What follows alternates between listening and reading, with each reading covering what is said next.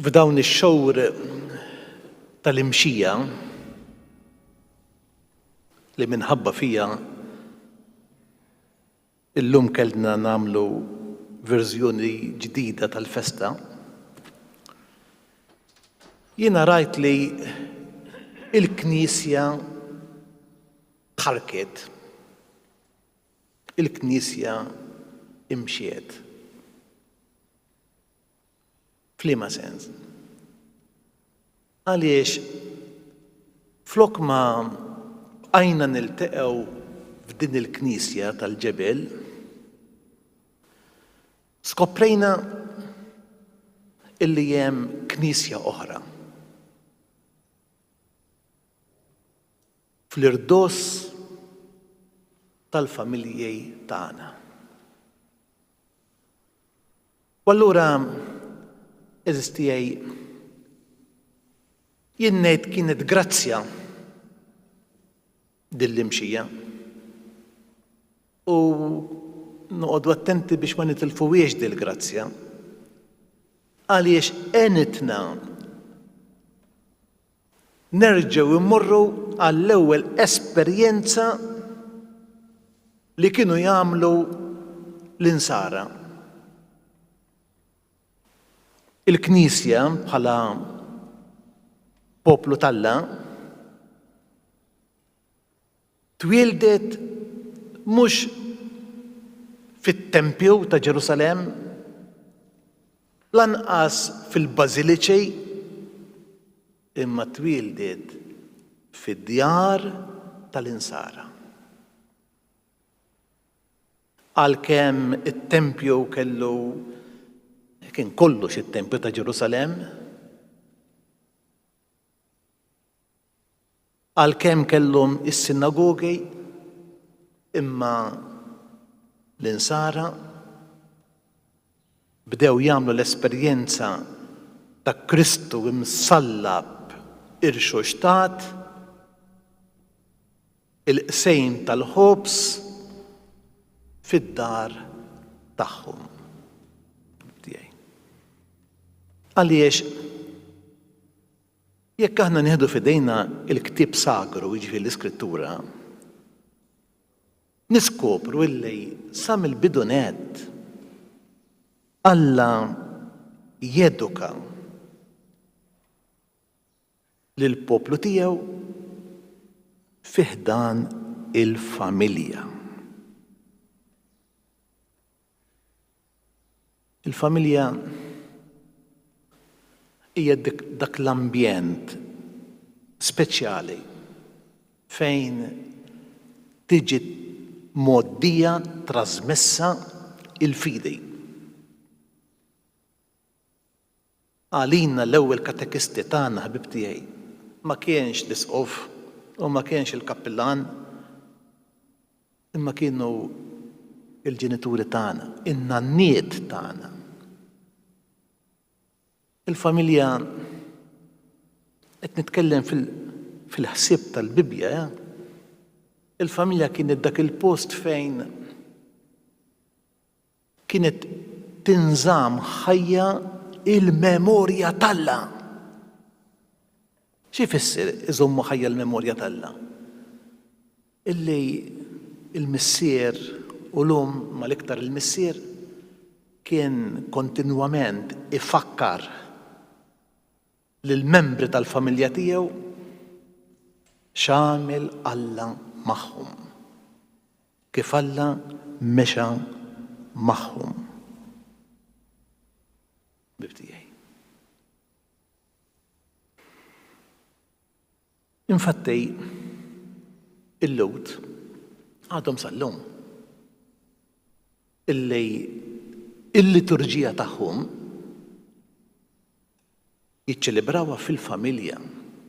Pereżempju, is-Sabat, il-ħadd tagħna, għalihom jiċċelebrawh fil-familja. it-tradizzjonijiet, il-festi reliġjużi tagħhom għandhom dan is-saying. Jekk m'hemmx familja, m'hemmx it-Torah. Ma teżistejx. U jekk m'hemmx it-Tora, m'hemmx il-familja. It-Tora qed nitkellmu mill-liġi tal-Alla. Imbagħad hemm Rabbi ieħor jgħid jekk m'hemmx tqieq, m'hemmx it-Tora. Juża ikun iktar guff, jekk m'hemmx tqieq, jiġifieri jekk m'hemmx l-għaġna tal-familja. U jekk m'hemmx it-Tora, m'hemmx it-tqieq. Sabiħa din, jekk m'hemmx il-familja, m'hemmx it-Tora. U jien dolodu ngħidilkom jekk m'hemmx il-familja, m'hemmx il-Vanġelu. Il-Vanġelu ma jasalx. U dan ngħiduh b'esperjenza tagħna, Kappillan. Kemm nużaw enerġiji, pereżempju biex norganizzaw id-dottrina, il-katekizmu. Imma m'hemmx il-familja, m'hemmx katekizmu. Jien miexi fuq dak li jgħidu l-lewt, s'issa. Mela anke għall-lewt, il-familja kienet post sagru fejn issejr l-esperjenza ta' Alla. U anke Ġesu, Ġesu kien imur it-tempju, kien imur is-sinagoga, imma kien jażel ukoll il-familja. Pereżempju, il-familja ta' Xmun f'Kafarnawm fejn fejja il-kunjata tiegħu. U n-nies bdiet tinġabar fuq l-għadba ta' dik il-familja, jgħid il-Vanġelu. U Ġesu beda jgħallimhom x'ifisser kif kullhom ngħidu beda jagħmel il-katekeżi fil-familja, il-katekeżi domestika. Jew meta pereżempju darba kien jgħallem ġodar, u ġew ommu u ħutu jgħid il-Vanġelu għax ħasbu li beda jitlif moħħu. Imma kien ġodar jagħmel il-katekeżi. U aħna nafu kemm Kristu kellu għal-qalbu il-familja ta' Lazzaru, Marta u Marija, mhux veru. Dan kienu l-ambjenti fejn Kristu xettel wellet il-Knisja. U meta tela s-sema, mhux illum qed nagħmlu wkoll liturġikament il-festa tal-Absej.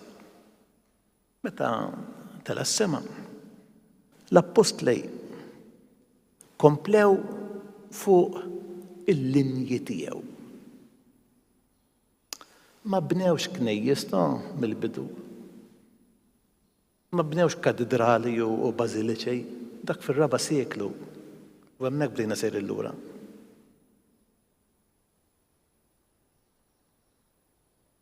Imma x'għamlu l-Apostli ħbieb tiegħi? Intikom żewġ eżempji. Kien hemm ċenturjon Kornelju, pagan, jibgħat għal Pietru minn Ġaffa, jgħidlu ejja għax irridek id-dar. U l-atti tal-Apostli jgħidulna dan kafar Kornelju ġabar lil-ħbiebu u l-niesu fil-familja, fid-dar. U jmur Pietru jagħmel katekeżi u jinżel l-Ispirtu Santu. Fid-dar ta' familja pagana. U tagħmlet Kornelju u tagħmlet il-familja estiża tiegħu.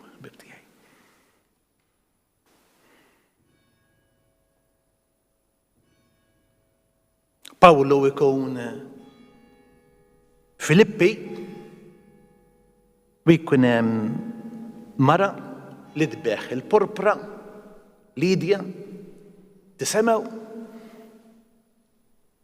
titlob li terċi fil-mamudija u tgħidlu issa int u sħabek ejja uqgħodu d-dar tiegħi araw. Għadna kif smajna r-rakkont tan-nawfraġġju ta' Pawlu. Pawlu fejn mar jaqgħod. Pawlu ma benix knejjista f'pajjiżna, fis-sens kif nafuhom aħna. Il-Knisja li bena Pawlu bdiet fid-dar ta' Publiju. Żamna għandu 3 ijiem. U hemmhekk Pawlu għamel il-miraklu.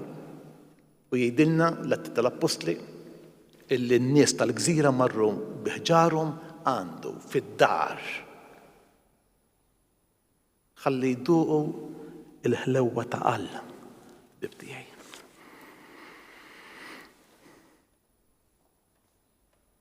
Fl-Atti tal-Apostli hemm passaġġ sabiħ ħafna. Pawlu jgħid jien qatt ma bżajt ngħidilkom dak li hu ta' fejda għalikom li jien xandart fil-beraħ u fid-djar. Ara kemm sabiħa. Jien qatt ma bżajt ngħidilkom dak li hu ta' fejda għalikom li jiena ħabbart fil-beraħ, fil-pjazzes, imma fid-djar. Għax hemm kienet l-esperjenza tal-Knisja. U kieku nieħdu l-ittrej ta' Pawlu, per eżempju, fl-ittra lill-Korintejn, tajjeb, jgħidulhom isellu għalikom il-komunitajiet tal-Asja. Min huma l-komunitajiet? Il-komunitajiet familjari, il-komunità tal-familja. Lil-Filemon jgħidlu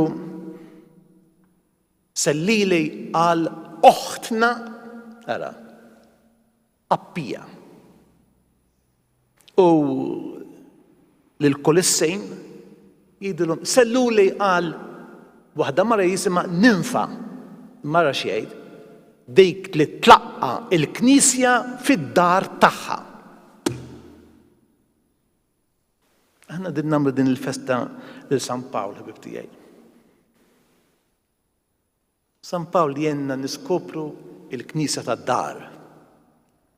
Dik l-esperjenza ta' Knisja illi qed tgħixu illum. Jien nista' ngħid hemm 4 karatteristiċi li Pawlu jagħtiha lil din il-Knisja tad-dar u li jistgħu japplikaw għalina bħala Knisja tad-dar fil-familja. Waħda, jgħidilna lil-Kolissejn żommu sħiħ fit-talb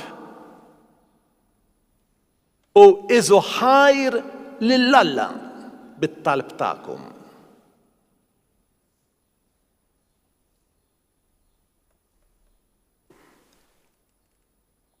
Dit-Tessalonkejn jgħidilhom aqraw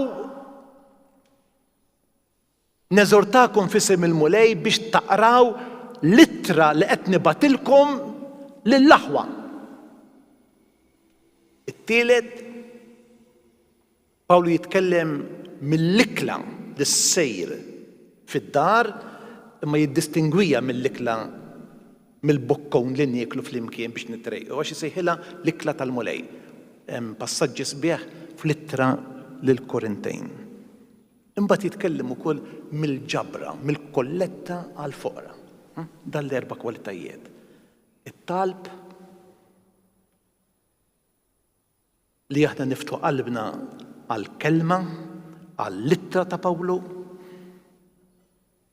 li naqsmu l-ħobs tal-Ewkaristija u li niftakru fil-foqra. Bibtijaj, dan ma jidwejx f'widnejna dak li nsibu fl-Atti tal-Apostli fit-tieni kapitlu il-history tal-ewwel Knisja fejn jgħid l-insara kienu iżommu sħiħ fit-tagħlim tal-Apostli,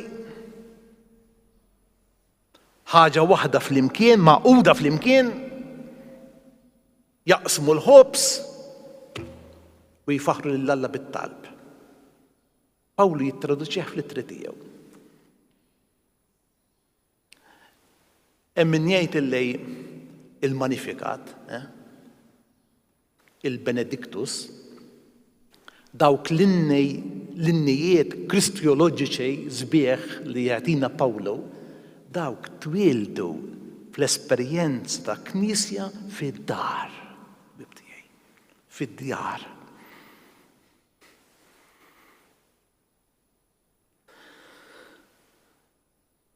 Wara Pawlu ġew dawk li jgħidulhom il-missirijiet tal-Knisja, is-Santi Padri,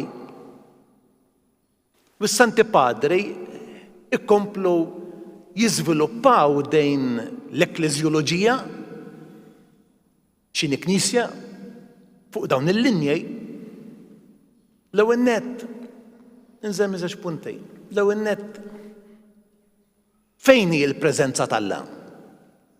Ħafna dan il-ġranet, dan il-ġimgħat ħassewhom li huma mċaħdejn mill-Ewkaristija, għax l-Ewkaristija żgur hija il-preżenza reali ta' Ġesu Kristu. Bl-umanità u d-divinità, senza altro.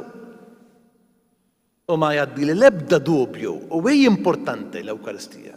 Imma s-Santi Padri taf jgħidulna wkoll, jgħidulna Kristu huwa preżenti fejn hemm 2 jew 3 miġburin f'ismi. U il-Griżostmu jgħid fejn hemm it-Trinità, il-Missier, l-Iben u l-Ispiritu Santu, hemm il-preżenza t'Alla. Fejn hemm l-għaqda fil-familja, hemm il-preżenza t'Alla. Ara x'paragun jagħmel, U Klement jgħid, meta Kristu jgħid jekk 2 jew 3 miġburin flimkien, għal min kien qed jirreferi, żgur li kien qed jirreferi, jgħid Klement, għal familja. Fejn għandek il-missier, l-om u l-ulied. U s-Santi Padri jkompli jgħidulna Kristu huwa preżenti fil-foqra. Fil-foqra. Dak li l-Papa Franġisku jħobb jgħid li l-foqra huma il-wiċċ, teoloġikament huma il-wiċċ ta' Kristu. U għalhekk San Pawl idaħħal bħala karatteristika tal-Knisja l-attenzjoni għall-fqejr, il-ġabra għall-fqejr. Dawn is-Santi Padri bibtijaj. Il-Kriżostmu u Sant Wustajn, per eżempju, imbagħad joħorġu b'dik l-espressjoni tant sabiħa, Knisja domestika. Tajjeb, li imbagħad jerġa' jaqbadha il-Konċilju Vatikan it-tieni. U l-Griżostmu Sant Wustajn ara x'jgħidu ta' jgħidu fil-familja il-missier u bħal l-isqof. L-isqof irrid jagħti kont lill-Alla, irrid nagħti kont lill-Alla jien tal-poplu għafdali fidejja. U rrid nagħmel dal-eżami ta' kuxjenza jien. Imma il-missier huwa l-isqof li jrid jagħti kont lill-Alla ta' dik il-komunità żgħira jew kbira li jafdalu fil-familja. U kif jgħid, kif l-isqof għal dak iż-żmien l-isqof kien jaqbad il-kelma u jfissirha, hekk ukoll il-missier jaqbad il-kelma u jfissirha id-dar. U l-katekiżmu tal-Knisja jgħidilna li l-bażi ta' dan kollu tafu fejn hi? Tal-Knisja tad-dar, il-Magħmudija. Għaliex permezz tal-Magħmudija aħna nieħdu sehem minn dak li nsejħulu is-saċerdozju komuni ta' Kristu. Imbagħad il-partiċipazzjoni dil-konsagrazzjoni tal-Magħmudija għandha speċjalizzazzjoni. Hemm dawk li jissejħu għal saċerdozju ministerjali bħalna, imma mbagħad hemm il-miżżewġejn jgħid il-Kunċilju. Il-Katekiżmu. Il-miżżewġejn bil-qawwa tas-sagrament taż-żwieġ. Bibtijaj, dolodu San Pawl ħassejtu jispirani biex inkellimkom lilkom f'dil komunità li qed tagħmel il-festa mal-Knisja kollha kemm hi. Dwar dan id-don kbir illi Alla l-imbierek il-mulej Ġesu ħallilna li aħna ngħixu l-Knisja fil-familji tagħna. Mhumiex kontra xulxejn, il-Knisja komunità kbira u l-Knisja komunità żgħira. Il-Knisja komunità kbira hija magħmula minn knejjes żgħar li huma l-familji. Imma jekk jiġu nieqsa dawk m'hemmx komunità kbira. Ħanidilkom din l-istorja u nieqaf. Jgħidu kien hemm żewġ kappillani, jisma' dejn. U qed jitkellmu qalu ħanatu stampa tal-parroċċja tagħna. U qabis wieħed qal mena jiena l-parroċċja tiegħi kien dik ritratt tagħha hemm pjazza u jien bla nifs inqabbad il-ħuġġieġa biex minn dik il-ħuġġieġa toħroġ is-sħana u d-dawl għal dawk li joqogħdu fil-komunità. L-ieħor qallu tiegħi mhux hekk ta' qallu mena x'inhi. Qallu kien dik ritratt tal-parroċċja tiegħi għandi ħafna ħġejjeġ fid-djar jaqbdu. U minn dak in-nar li hemm fil-familji tixel il-komunità l-kbira, tixel il-ħuġġieġa tan-nofs. L-ewwel eżempju hija knisja klerikali. Knisja klerikali, jiġifieri li kollox jaħsbu li jistgħu jagħmlu l-qassesejn u l-isqof naturalment. Li missew. Il-knisja l-oħra hija l-knisja tal-ministeri. U fost dawn il-ministeri hemm il-Ministeru sabiħ tal-familja, taż-żwieġ. Illi permezz tiegħu titwieled il-Knisja tad-dar. Eżies tiegħi fil-komunità tal-Munxar, jien rrid nifirħilkom. Jidhirli mhux jidhirli, diġà ktibtilkom għamilt kumment fuq il-Facebook tagħkom. Meta rajt kif kontu għaqlejn u f'dawn iċ-ċirkostanzi kontu kreattivi u skoprejtu din il-Knisja tad-dar. Blajnuna tal-katekistej, blajnuna tas-saċerdoti, imma bnejtu novena mhux ġo l-Knisja l-kbira, ġo l-Knisja tad-dar. Jiena nawgura lilkom illi tkomplu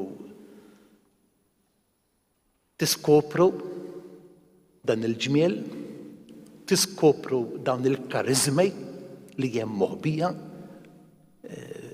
fil-familji tagħkom. Nawgura li anke komunitajiet oħrajn jikkupjawkom, jispiraw rwieħhom minn dejn l-inizjattiva tagħkom għax għaw il-futur.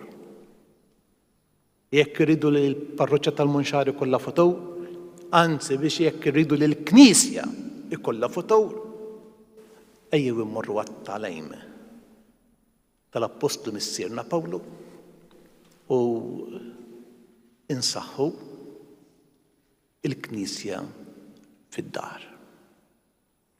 Ikun infaħħar Ġesu Kristu.